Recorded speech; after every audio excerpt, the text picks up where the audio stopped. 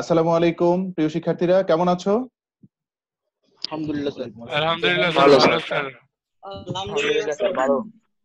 দেখ, আলহামদুলিল্লাহ শুনে ভালো লাগলো। আমি আলহামদুলিল্লাহ ভালো আছি। আমাদের গত 23 তারিখ তোমাদের রাষ্ট্রীয় ব্যবসায় সপ্তম অধ্যায়ের প্রথম পর্ব আমরা ক্লাস নিয়েছি। যে পর্বে ছিল রাষ্ট্রীয় ব্যবসা কাকে বলে, রাষ্ট্রীয় ব্যবসায়ের বৈশিষ্ট্য এবং উদ্দেশ্য ছিল, তাই না? তো সেটা তোমাদের হোমওয়ার্ক দেওয়া ছিল। আমি কয়েকটি প্রশ্ন করব তোমাদেরকে। আকিব সুলতান, বলো তো রাষ্ট্রীয় ব্যবসা কাকে বলে? রাষ্ট্র কর্তৃক গঠিত বা পরবর্তী জাতীয়করণকৃত কোন ব্যবসা প্রতিষ্ঠানের মালিকানা, পরিচালনা বা নিয়ন্ত্রণ যদি রাষ্ট্রের হাতে ন্যস্ত থাকে তখন সেই ধরনের ব্যবসাকে বলা হয় রাষ্ট্রীয় ব্যবসা। ওকে, ভেরি গুড ভেরি গুড। আচ্ছা, এরপর হচ্ছে সোহেল তাওসিফ, একটা তিনটা রাষ্ট্রীয় ব্যবসা প্রতিষ্ঠানের নাম বলো তো। তিনটা রাষ্ট্রীয় ব্যবসা প্রতিষ্ঠানের নাম? হ্যাঁ।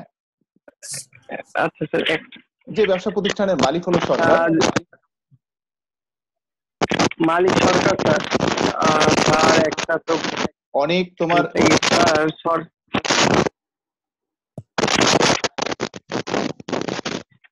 অনেক মিউট করো। হ্যাঁ, মিউট হয়েছে। স্যার বাংলাদেশ রাসায়নিক শিল্প সংস্থা। আচ্ছা, তারপর স্যার পাটকল স্যার, আর বিদ্যুৎ উন্নয়ন বোর্ড। আচ্ছা আচ্ছা, এগুলো হচ্ছে আমাদের রাষ্ট্রীয় ব্যবসা প্রতিষ্ঠান বা রাষ্ট্রীয় ব্যবসা প্রতিষ্ঠান স্যার। ওকে, এরপরে জাহিদ আব্দুল্লাহ, বলো যে রাষ্ট্রীয় ব্যবসা প্রতিষ্ঠানের মূল উদ্দেশ্য কি? Sir Janakalyan sir. Very good, রাষ্ট্রীয় ব্যবসা প্রতিষ্ঠানের মূল উদ্দেশ্য হচ্ছে জনকল্যাণ। ওকে, রাতুল বলো। জি স্যার। রাষ্ট্রীয় যেহেতু ব্যবসা প্রতিষ্ঠান মুনাফা অর্জন করে, তবে মুনাফা অর্জন মূল উদ্দেশ্য নয়, তবে অর্জিত মুনাফা কোথায় জমা হয়? স্যার রাষ্ট্রীয় কোষাগারে জমা হয়। ভেরি গুড, রাষ্ট্রীয় কোষাগারে জমা হয়। আচ্ছা, তাহলে আমরা আজকে দেখতে পারলাম যে গত প্রথম পর্বে যেগুলো আমরা পড়া দিয়েছিলাম মোটামুটি তোমরা সবাই পড়েছো আশা করছি। আমরা আজকে আলোচনা করব পর্ব দ্বিতীয়। তাহলে চলো আমরা পর্ব দ্বিতীয়তে কি আছে একটু সেটা দেখার চেষ্টা করি।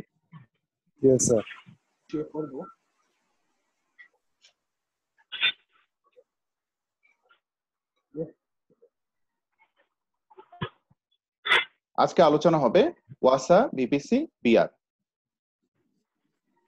তোমরা জানো যে প্রথম পর্বে আলোচনা করা হয়েছে এই অধ্যায় শেষে আমরা কি কি শিখতে পারবো। প্রথম পর্বে আলোচনা হয়েছিল, আজকে দ্বিতীয় পর্বে আলোচনা হবে ওয়াসা, বিপিসি, বিআর এর পূর্ণরূপ এবং ভূমিকা, অর্থাৎ কি উদ্দেশ্য গঠিত হয়েছে, কি কাজ করে, এগুলো জানার চেষ্টা করব। ওয়াসা জানবো। ওয়াসা তোমরা জানো, প্রাথমিক ধারণা দিয়ে দিই। ওয়াসা হচ্ছে water supply and sewerage authority. BPC হচ্ছে বাংলাদেশ পর্যটন কর্পোরেশন, আর বিআর হচ্ছে বাংলাদেশ রেলওয়ে। ঠিক আছে, এর পূর্ণরূপ আমরা দেখব। সেই সাথে সাথে এটা কত সালে প্রতিষ্ঠিত হয়েছে, এটা দেশের জন্য, যেহেতু রাষ্ট্রীয় সকল ব্যবসা প্রতিষ্ঠানে প্রতিষ্ঠিত হয় জনকল্যাণের জন্য, তা জনকল্যাণের জন্য এই সকল প্রতিষ্ঠান কি করছে সেটা জানার চেষ্টা করব। কেমন? তাহলে চলো। জি বলো। স্যার ওই যে বিপিসি বাংলাদেশ পর্যটন কর্পোরেশন। স্যার পর্যটনটা কেন বাংলায় স্যার? হ্যাঁ বলো। মানে পর্যটনটা কেন বাংলায় স্যার? কোথায়? এই যে পর্যটন, আসলে পর্যটক বলা হয়, যারা পরিদর্শনকারী তাদেরকে পর্যটক বলা হয়। তো ইংলিশে পর্যটন বলা হয় আর কি, বুঝছো? ইংলিশেও পর্যটন স্যার? হ্যাঁ, বাংলায় পর্যটন, ইংলিশেও পর্যটন, অর্থাৎ যারা ভ্রমণ করতে আসে তাদেরকে পর্যটক বলা হয়। ঠিক আছে? জি স্যার, তা তো জি স্যার, বাট ইংলিশ কোনো ওয়ার্ড নেই স্যার। তো এই পর্যটনই হচ্ছে টুরিস্ট। হ্যাঁ, ট্যুরিজম, হ্যাঁ টুরিস্ট হতে পারে। আচ্ছা, যাই হোক, এরপর আসো দেখি, আমরা লেকচারে চলে যাই। প্রথম প্রশ্ন ছিল রাষ্ট্রীয় ব্যবসা প্রতিষ্ঠান হিসেবে ওয়াসা। ওয়াসা কাকে বলে, ওয়াসা সম্পর্কে প্রাথমিক ধারণা আমরা জানবো। দেখো যে রাষ্ট্রীয় ব্যবসা প্রতিষ্ঠানের মূল উদ্দেশ্য হচ্ছে জনকল্যাণ, অর্থাৎ জনকল্যাণকে প্রাধান্য দিয়ে, এটাকে সর্বোচ্চ প্রায়োরিটি দিয়ে রাষ্ট্রীয় ব্যবসা প্রতিষ্ঠানগুলো প্রতিষ্ঠিত হয়ে থাকে। এর মধ্যে একটি অত্যন্ত গুরুত্বপূর্ণ রাষ্ট্রীয় ব্যবসা প্রতিষ্ঠান বা রাষ্ট্রীয় প্রতিষ্ঠান হচ্ছে ওয়াসা। যার পূর্ণরূপ হচ্ছে water supply and Suarez authority, যার বাংলা অর্থ হচ্ছে পানি সরবরাহ ও পয়ঃনিষ্কাশন কর্তৃপক্ষ। অথরিটি মানে কর্তৃপক্ষ। মেট্রোপলিটন শহর যেমন ঢাকা, চট্টগ্রাম, রাজশাহী, খুলনা, বরিশাল, তারপর রাজশাহী, এগুলো হচ্ছে মেট্রোপলিটন শহর। তো এই মেট্রোপলিটন শহরগুলোতে পানি এবং পয়ঃনিষ্কাশন সুবিধা প্রদান করার জন্য রাষ্ট্রীয়ভাবে একটি প্রতিষ্ঠান কাজ করছে, সেটার নাম হচ্ছে ওয়াসা। এই ওয়াসা নামক রাষ্ট্রীয় প্রতিষ্ঠান যেহেতু মানে পৃথক সত্তা বিশিষ্ট স্বাধীন আইনগত একটি ব্যবসা প্রতিষ্ঠান, বুঝা গেছে? প্রত্যেকটি রাষ্ট্রীয় ব্যবসা প্রতিষ্ঠান আলাদা আলাদা রাষ্ট্রপতির বিশেষ আদেশ বলে অথবা হচ্ছে জাতীয় সংসদে আইন পাশ করে রাষ্ট্রীয় ব্যবসা প্রতিষ্ঠানগুলো জন্মগ্রহণ করে বা সৃষ্টি হয়। এগুলো তাহলে যেহেতু ওয়াসা একটি রাষ্ট্রীয় ব্যবসা প্রতিষ্ঠান, এটি কত সালে প্রতিষ্ঠিত হয়েছে? যে প্রেসিডেন্ট এর এক অধ্যাদেশ বলে 1963 সালে ঢাকা ওয়াসা প্রতিষ্ঠিত হয়। কত সালে বলো? কত সালে? 1963 সালে। তার মানে হচ্ছে তখনও বাংলাদেশ স্বাধীন হয়নি, তাই না? তো পশ্চিম পাকিস্তান আমাদের এই বাংলাদেশকে শাসন করছিল তখন। তো 1963 সালে তখন ঢাকা ওয়াসা নামে এই প্রতিষ্ঠানটি প্রতিষ্ঠিত হয়, অর্থাৎ ডি ওয়াসা, DWASA প্রতিষ্ঠিত হয়। এই ঢাকা ওয়াসা প্রতিষ্ঠিত হওয়ার পর তখন ঢাকা প্রতিষ্ঠিত হয়, ঢাকায় ওয়াসা প্রতিষ্ঠিত হয়, তখন এই ঢাকাকে 10টি জোনে ভাগ করা হয়। কয়টি জোন বলো? 10টি জোনে বিভক্ত করা হয়, এখনো 10টি জোন। তবে 1990 সালে নারায়ণগঞ্জকে একাদশ জোনের মর্যাদা দিয়ে এর কার্যক্রম পরিচালনা করে আসছে। অর্থাৎ ঢাকা ওয়াসার আন্ডারে কয়টি জোন রয়েছে বলো? 11টি।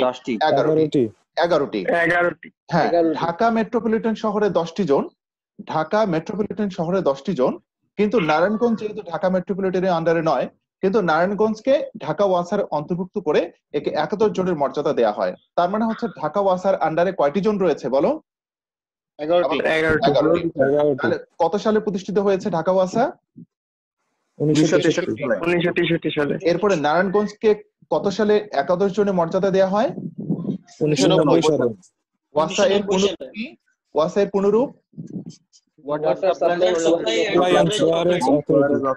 রাইট। এইটি আমাদের ঢাকাবাসীর সাধারণ মানুষের কল্যাণ সাধনের জন্য এই ওয়াসা নামক প্রতিষ্ঠানটি প্রতিষ্ঠিত হয়েছে। তো কেন প্রতিষ্ঠিত হয়েছে আমরা একটু দেখবো যে এর পেছনে কারণটা কি। এখন আরেকটু কথা আছে, এই ঢাকা ওয়াসা বাংলাদেশে যতগুলো মেট্রোপলিটন শহর রয়েছে সবগুলোতে কিন্তু এই ওয়াসা কার্যক্রম প্রচলিত নেই বা প্রতিষ্ঠিত হয়নি, বুঝতে পারছো? তো বাংলাদেশের 4টি মেট্রোপলিটন শহরে কয়টি বলো? 4টি মেট্রোপলিটন, হ্যাঁ 4টি মেট্রোপলিটন শহরে এই ঢাকা ওয়াসা কাজ করছে। সেগুলো কি কি? ঢাকা ওয়াসা, চট্টগ্রাম ওয়াসা, খুলনা ওয়াসা, রাজশাহী ওয়াসা। এই মেট্রোপলিটন শহরগুলোতে ওয়াসা নামক প্রতিষ্ঠানটি, সরকারি প্রতিষ্ঠানটি তাদের কার্যক্রম পরিচালনা করছে।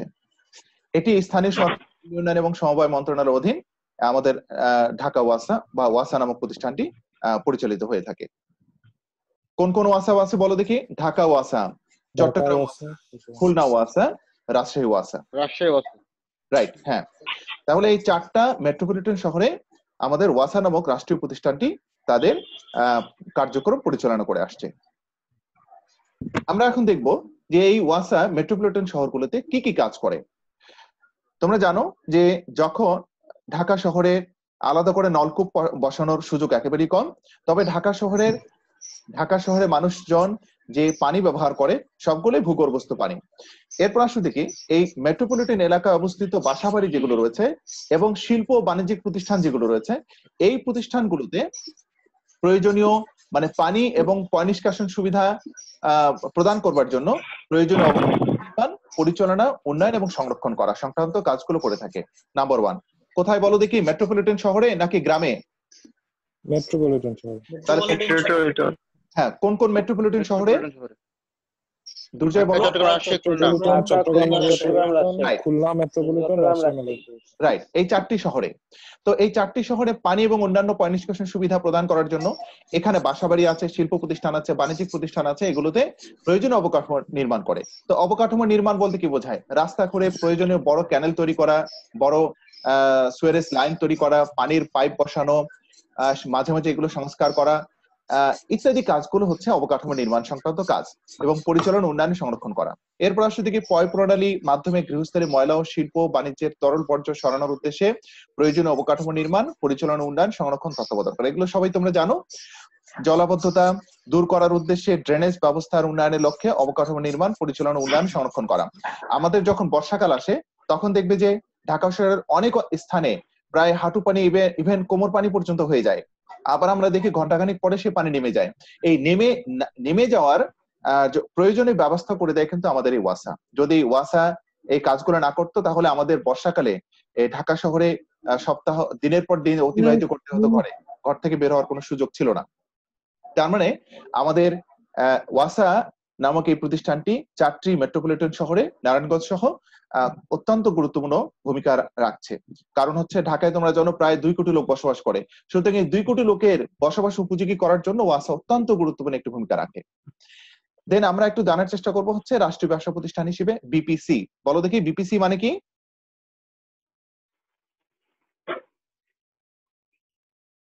কেউ আছো? বাংলাদেশ পর্যটন কর্পোরেশন। রাইট।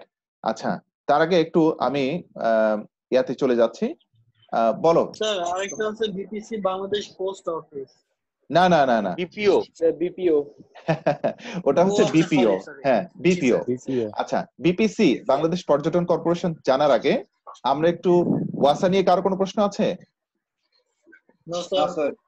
না স্যার। আচ্ছা, গুড। তাহলে আমরা আবার নেক্সট স্লাইডে চলে যাচ্ছি। ওকে, তাহলে এবার আমরা আসবো দেখে রাষ্ট্রীয় ব্যবসা প্রতিষ্ঠান হিসেবে বাংলাদেশ পর্যটন কর্পোরেশন। রাইট। তোমরা জানো বাংলাদেশকে বলা হয় হচ্ছে রানী বলা হয়, বুঝছো? যে ধনে ধান্য পুষ্প ভরা আমাদের এই বসুন্ধরা, এরকম গানের মধ্যে আমাদের বাংলাদেশকে রানী হিসেবে আখ্যায়িত করা হয়েছে। রানী কেন বলা হয়েছে? স্যার রাজাকে রাজা না, রাজার চেয়ে রানী সুন্দর। কে রাজা হয় হোক, রাজার চেয়ে রানী সুন্দর। বুঝা গেছে? তো বাংলাদেশটা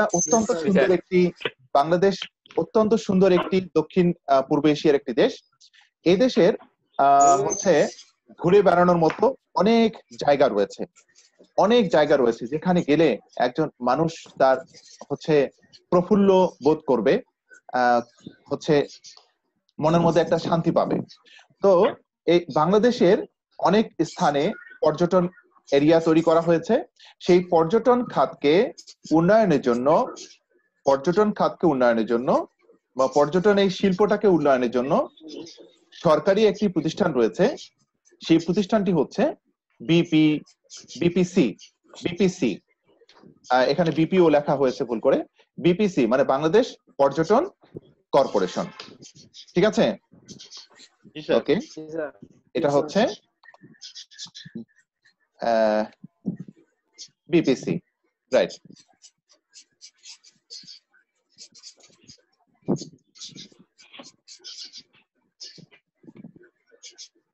বিপিসি বাংলাদেশ পর্যটন কর্পোরেশন। এখানে দেখো বাংলাদেশ সরকারের বেসরকারি বিমান ও পর্যটন মন্ত্রণালয় রয়েছে। সেই মন্ত্রণালয়ের অধীনে এই বিপিসি নামক প্রতিষ্ঠানটি পরিচালিত হয়। 1973 সালে প্রতিষ্ঠিত এই সংস্থাটি বাংলাদেশের পর্যটন শিল্পের বিকাশে কাজ করে যাচ্ছে। ঠিক আছে? এই সংস্থাটির একজন চেয়ারম্যান থাকবে আর 3 জন পরিচালক থাকবে। তাহলে বলো দেখি পরিচালনা পর্ষদে কতজন রয়েছে বলো? 4 জন। যার চেয়ারম্যান কয়জন?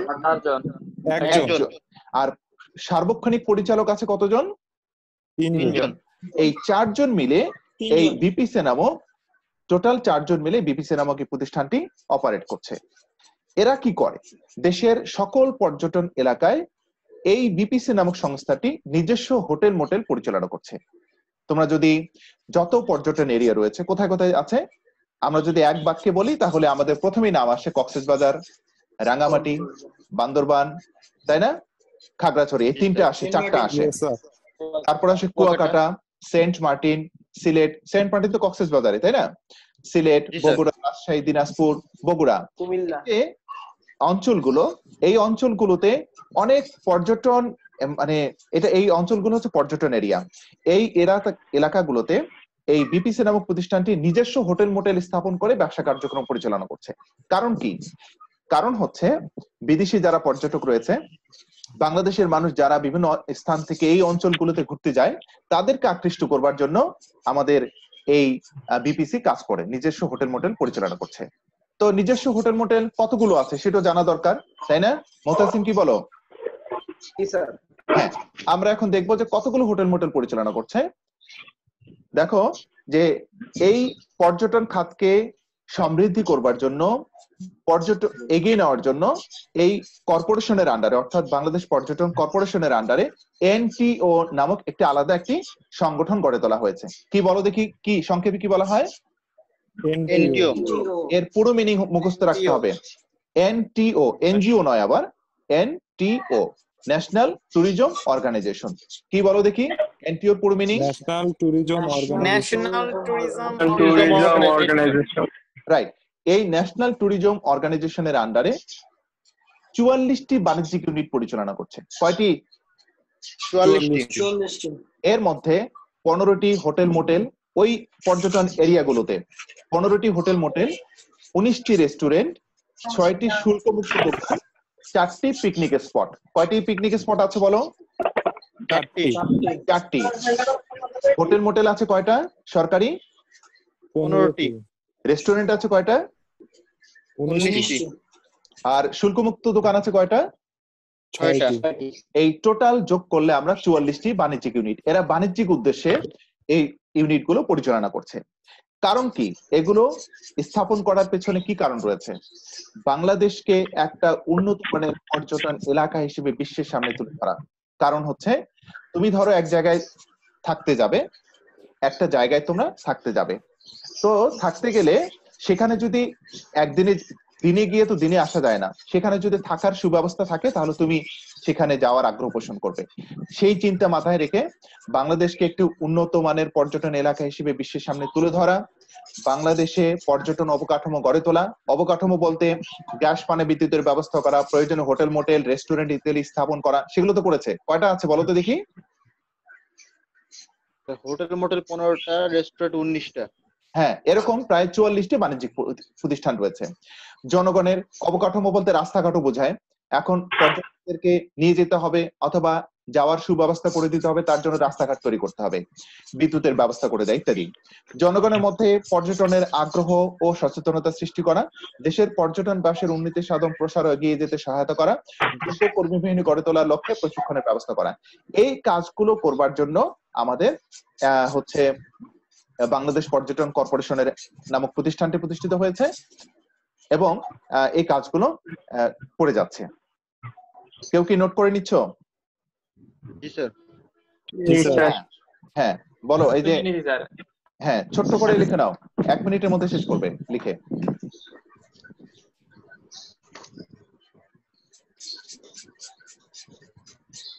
হয়েছে?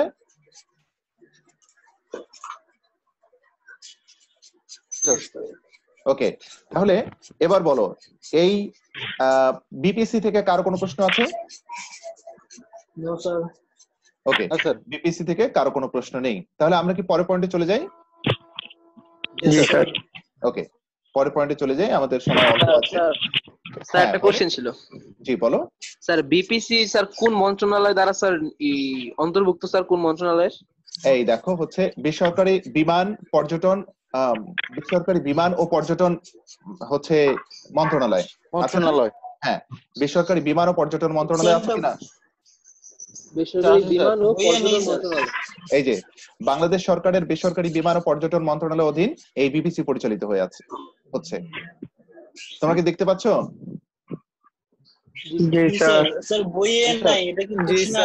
এটা আমি দিয়েছি, তোমরা প্রশ্ন করতে পারো, এই জন্য আমি উত্তরটা তোমাদেরকে লিখে দিয়েছি। ঠিক আছে, ওকে নেক্সট। আমরা এবার গঠন হয় কবে? হ্যাঁ, এনটিও গঠন হয় কত সালে? এনটিও গঠন হয় হচ্ছে কত সালে গঠন হয় একটু বইটা দেখে নেই। এটা 1973 স্যার। 73 সালে কথা বলা আছে। ওখানে স্যার পরিচালক নিয়ে হ্যাঁ স্যার, বিপিসি একজন বলা আছে চেয়ারম্যান, 1973 সালে। 3 জন। এনটিও আলাদা। আচ্ছা এনটিও আলাদা। আচ্ছা, এনটিওটা আমি দেখিনি কত সালে গঠিত হয়েছে, তাও পরে পরে ক্লাসে আমি জানাবো তোমাদেরকে। জি স্যার। ওকে, নেক্সট হচ্ছে আমরা কথা দেখি কেটে কেটে আসতেছে। আমারটা কি সবাই শুনতে পাচ্ছ? জি স্যার। কথা ক্লিয়ার। জি স্যার। Clear sir. ওকে, ঠিক আছে। এরপর আসলে দেখি বাংলাদেশের হচ্ছে অত্যন্ত পরিবহন খাতে অত্যন্ত বড় কেটে কেটে আসতেছে। কেটে আসতেছে না স্যার। Clear sir. আকিব, জি স্যার। সবাই শুনতে পাচ্ছ ঠিকভাবে? Clear sir. Yes sir. আমার তো মনে হয় ঠিক আছে, লাইন ঠিক আছে, মনে হয় লাইন ঠিক আছে, অসুবিধা নাই। যদি কখনো কারেন্ট চলে যায় তাহলে আমার ওয়াইফাই সমস্যা দেখা দিতে পারে। আমার মোবাইলে ডাটা কানেকশন দেওয়া আছে, সাথে সাথে হটস্পট দিয়ে আমি কানেকশন দিয়ে দেবো, অসুবিধা নেই। তোমরা লাইনেই থাকবে। ওকে, জি স্যার। এখন আমরা আলোচনা করতে যাচ্ছি রাষ্ট্রীয় পরিবহন খাতে সবচেয়ে বড় প্রতিষ্ঠান হচ্ছে বাংলাদেশ রেলওয়ে।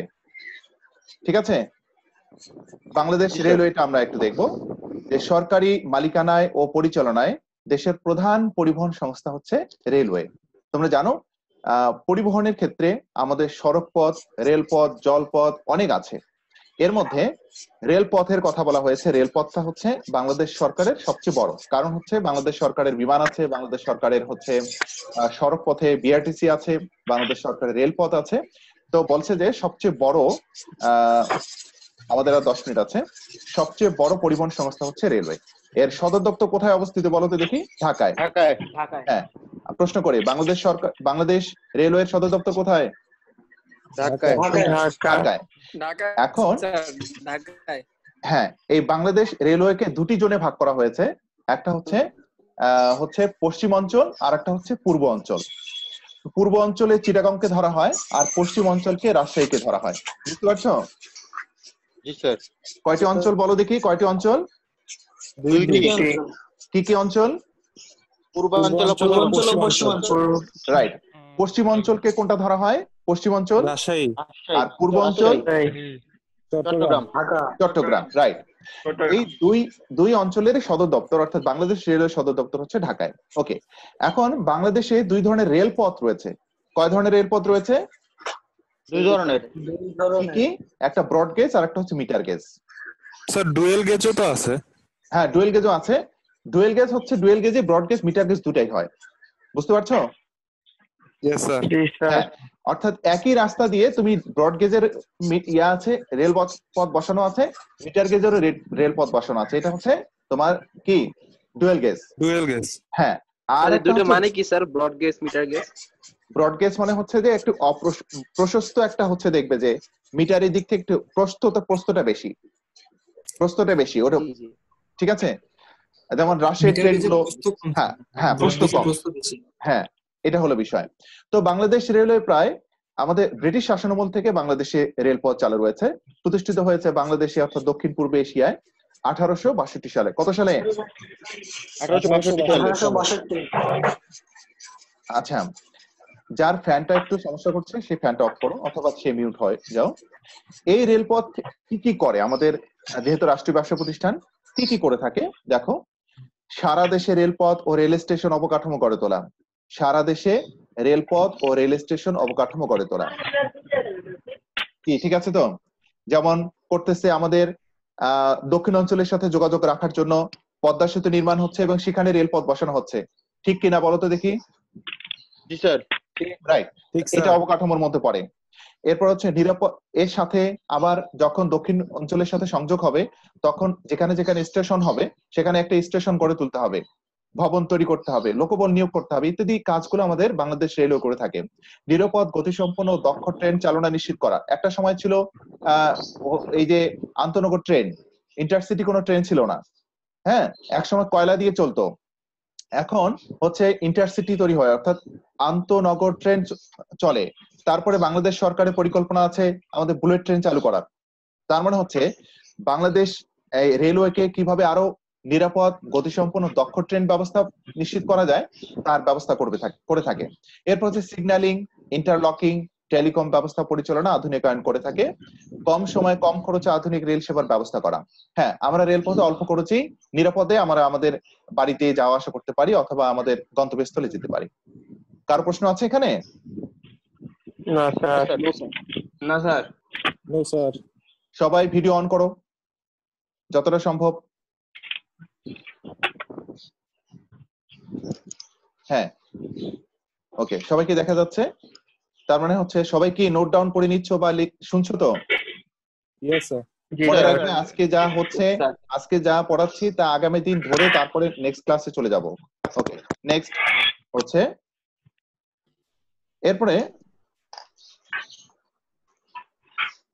আমরা দেখলাম বিসিআই হচ্ছে কি কি দেখেছি বলো তো দেখি? বিসিআইসি দেখেছি, না স্যার। বিপিসি না, দেখেছি, বিপিসি দেখি, ওয়াসা দেখেছি, ওয়াসা, বিপিসি, আর একটা হচ্ছে বাংলাদেশ রেলওয়ে। বিআর। হ্যাঁ, বিআর। বাংলাদেশ রেলওয়ে। এই তিনটা রাষ্ট্রীয় ব্যবসা প্রতিষ্ঠান দেখলাম। এই তিনটা রাষ্ট্রীয় ব্যবসা প্রতিষ্ঠানের উপর আমরা একটা প্রশ্ন একটু আলোচনা করার চেষ্টা করি। ঠিক আছে, দেখো তো, জি, দেখা স্যার। যাচ্ছে প্রশ্নটা দেখা যাচ্ছে। জি জি স্যার। স্যার। হ্যাঁ, কক্সবাজার বাংলাদেশের পর্যটন শহর। বিভিন্ন সরকারি বেসরকারি হোটেল মোটেল এখানে রয়েছে। এখন বেসরকারি মালিকানায় কিছু বড় পাঁচ তারকা হোটেল হলেও সরকারি সংস্থার অধীনে হোটেলগুলোর পরিচালন দক্ষতা বাড়ানো গেলে তা এখনো উত্তম হবে। তার মানে হচ্ছে যে সকল পর্যটন শহর রয়েছে, মানে তার মধ্যে কক্সবাজার অন্যতম, আর এখানেই সরকারি বেসরকারি অনেক হোটেল মোটেল রয়েছে। প্রথম লাইনটা বুঝতে পারছো কি? সরকারি বেসরকারি জি, স্যার। হোটেল রয়েছে। এই হোটেল মোটেলগুলোর মধ্যে বেসরকারি গুলোর অত্যন্ত সুন্দর ভাবে ওরা প্রেজেন্ট করে বা সেবা দিয়ে থাকে, কিন্তু সরকারি গুলোর একটু একটু কম সেবা মনে হয় দেয়। বলছে যে এটার দক্ষতা যদি বাড়ানো যায় তা এখনো উত্তম হবে বলে বিবেচিত হবে। তবে কক্সবাজারে যাওয়ার সুযোগ সড়ক পথের বাইরে সীমিত, সড়ক পথের বাইরে সীমিত। বুঝতে পারছো কি? কক্সবাজারে যাওয়ার সুযোগ সড়ক পথের বাইরে যাওয়ার সুবিধা, কারণ সড়ক পথে আছে কিন্তু আমরা বিমান পথে যাওয়ার সুযোগ নেই, রেল পথে যাওয়ার সুযোগ নেই। আছে কি বলতো দেখি কক্সবাজারে রেল পথে যাওয়ার? না, রেল পথে কক্সবাজার যাওয়ার সুযোগ নেই, বিমান পথে যাওয়ারও কোনো সুযোগ নেই আপাতত, ধরে নিচ্ছি এই পর্যন্ত। কারণ বলছে যে সড়ক পথের বাইরে যাওয়াটা একেবারে সীমিত।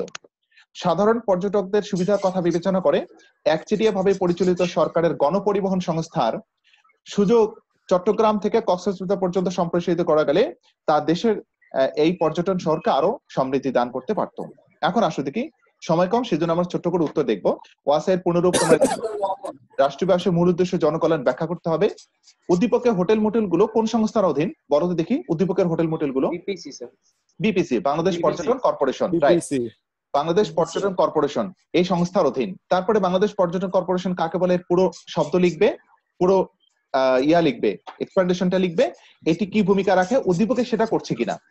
এরপরে ঘ নম্বর দেখো, উদ্দীপকের একচেটিয়া ভাবে পরিচালিত যে গণপরিবহনের কথা উল্লেখ করা হয়েছে কক্সবাজারের জন্য তা আবশ্যকতা বিশ্লেষণ করো।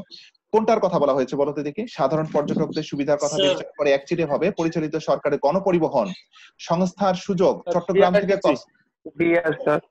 হ্যাঁ বিআরটিসির কথা বলা হয়েছে। সুযোগ চট্টগ্রাম থেকে কক্সবাজার পর্যন্ত সম্প্রসারিত করা গেলে তা দেশের এই পর্যটন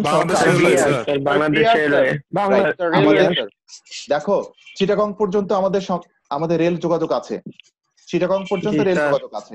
যদি আমরা রেল যোগাযোগ কক্সবাজার পর্যন্ত সম্প্রসারণ করতে পারি একচেটিয়া, তার মানে বেসরকারি খাতে কি রেলওয়ে আছে? না স্যার। কিন্তু গণপরিবহন আমাদের বিআরটিসি আছে, গণপরিবহন বেসরকারি খাতেও আছে। কিন্তু একচেটিয়া শব্দটার কথা বলার কারণে এই যে একচেটিয়া ভাবে পরিচালিত যে গণপরিবহনের কথা উল্লেখ করা হয়েছে তা কক্সবাজারের জন্য আবশ্যকতা বিশ্লেষণ করো। তাহলে এই কক্সবাজার পর্যন্ত যদি বর্ধিত করা যায় তাহলে পরিবহন সুবিধাটা সুন্দর হবে। আচ্ছা, সময় কম, আমরা একটু দেখবো, 2 মিনিট আছে আর। একচেটিয়া ভাবে তাহলে বাংলাদেশ রেলওয়ের ভূমিকাটা তোমরা সেখানে লিখবে। সেখানে যদি বাংলাদেশ রেলওয়ে স্থাপন করা হয় তাহলে পর্যটকরা কিভাবে ওই কক্সবাজারে যেতে পারবে সেই বিষয়টা স্থাপন করবে। দেন আমরা এখন একটু ছোট্ট রিভিউ করব অধ্যায় 7 থেকে পর্ব 2 থেকে রাষ্ট্রীয় ব্যবসার ওয়াসা, বিপিসি, বিআর এর পূর্ণরূপ ও ভূমিকা ভালো করে পড়তে হবে। আর সৃজনশীল যে প্রশ্নটা দেওয়া হলো এটা তোমরা উত্তর লেখার চেষ্টা করবে, কারণ হচ্ছে যখন এই টপিকটাই পড়লা তখন উত্তরটা বের করা তোমার সহজ হবে। ঠিক আছে তো? তাহলে একজনকে আচ্ছা কাকে অনেক আছে, অনেক জি স্যার বলো ওয়াসা এর পুরো অর্থ বলো। জি স্যার ওয়াসা এর পুরো মিনিং বলো। ওয়াসা hmm water water supply and sewerage authority. Water supply and sewerage authority. হ্যাঁ, এরপরে তাওসিফ বলো এনটিও এর আন্ডারে কতটি প্রতিষ্ঠান রয়েছে? স্যার কোনটা স্যার? এনটিও? হ্যাঁ, এনটিও এর আন্ডারে কতটি বাণিজ্যিক প্রতিষ্ঠান রয়েছে? স্যার এনটিও এর আন্ডারে ভুলে গেছি স্যার, এটা 44টি। 44টা স্যার। হ্যাঁ 44টি। রাইট। যাই হোক, এই প্রশ্নগুলোর উত্তর তোমরা খুঁজে বের করবে। আজকের লেকচার একটু বারবার হ্যাঁ এটা ইউটিউবে আমি দিব, তোমরা জানো ইউটিউব চ্যানেল কোনটাতে আমি লেকচার আপলোড দিচ্ছি, তোমরা যেন বারবার সেগুলো হ্যাঁ এই নিচে লিংক দেওয়া আছে। তো তোমরা বাসায় পড়ো, নেক্সট লেকচারের জন্য রেডি হও। আজকের লেকচার রেডি করে পরের ক্লাসে উপস্থিত থাকবে। ঠিক আছে? কারো কোনো প্রশ্ন আছে? কারো কোনো প্রশ্ন আছে? আচ্ছা না স্যার। কারো কোনো প্রশ্ন না থাকলে তাহলে আমরা আজকে লেকচার শেষ করব। ঠিক আছে না? জি স্যার। হ্যাঁ তাহলে সুস্থ থাকো, ভালো থাকো, আল্লাহ হাফেজ। আসসালামু আলাইকুম স্যার। আসসালামু আলাইকুম স্যার। ওয়ালাইকুম আসসালাম।